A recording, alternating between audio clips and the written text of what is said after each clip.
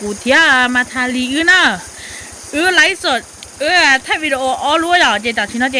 อยู่แล้วเนาะเกาเนาะแต่เกาแต่เนาะกาชาเลย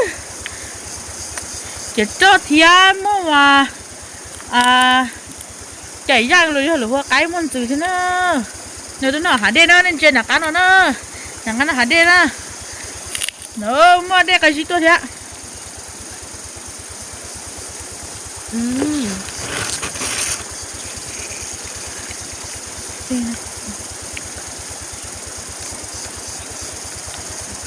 อยู่ตัวน่ะเกานะ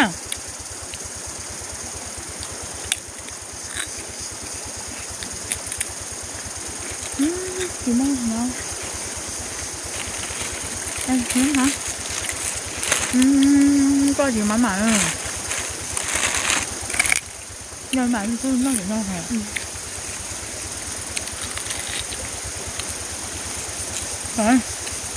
มีรสเสีย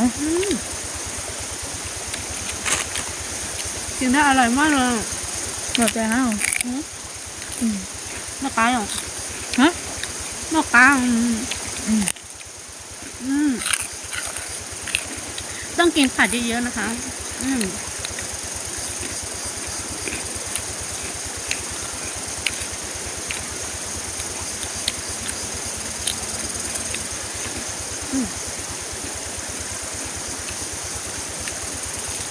เจ็บปวด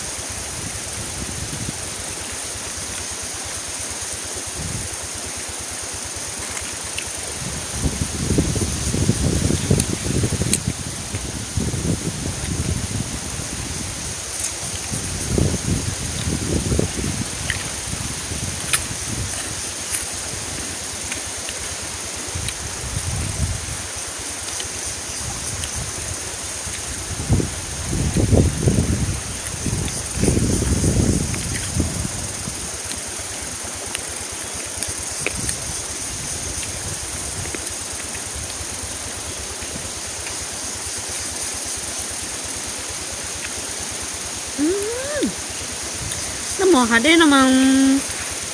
เสียเทียกาเทียฮะเลิกเลย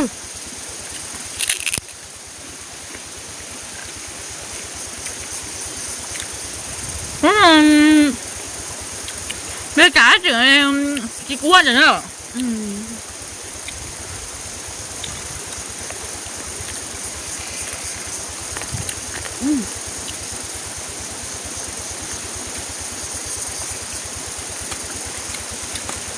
แม่เกิดที่กูมาก็ตัวกะ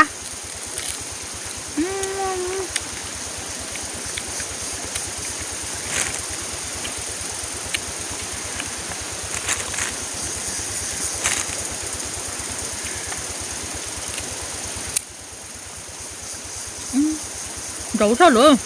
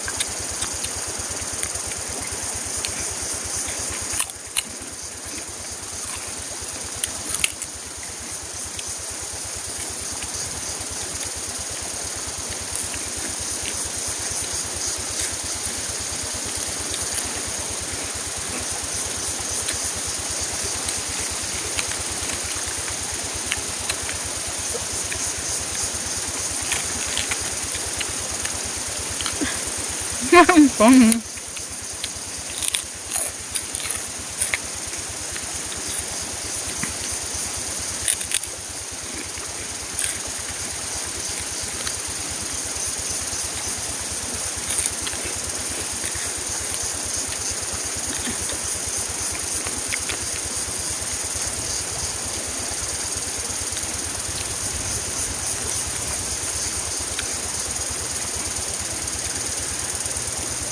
ค้าชาติของใครดูเลย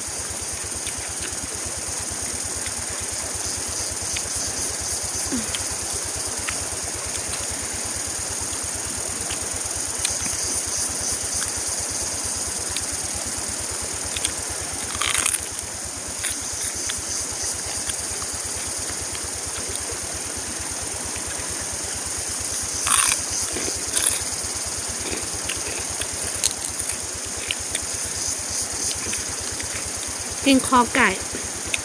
เสร็จแล้วก็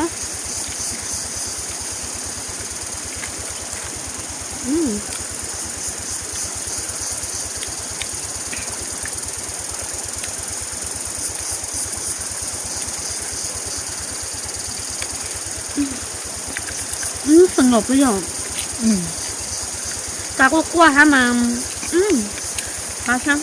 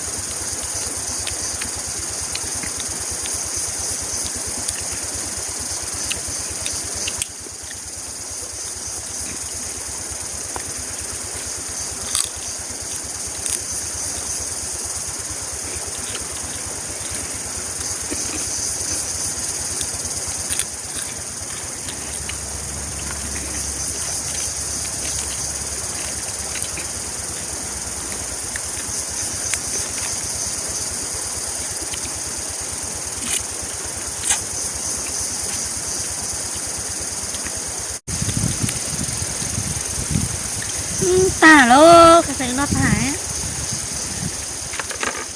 Chị nghĩ đó